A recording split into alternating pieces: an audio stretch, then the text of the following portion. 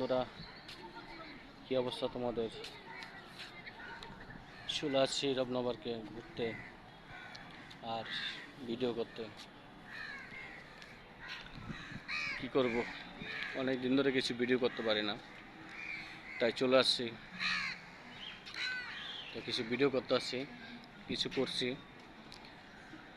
আবার বৃষ্টি চলে আসছে, কি করব আর? বৃষ্টির ভিতরে তো আর ভিডিও করা যায় না, তাই হাঁটতে আসছি, গাছের নিচে দাঁড়াইছি, একটা লং ভিডিও করতে আসছি। সবাই বন্ধুরা দেখবেন, কথার ভিডিও না হলেও কিন্তু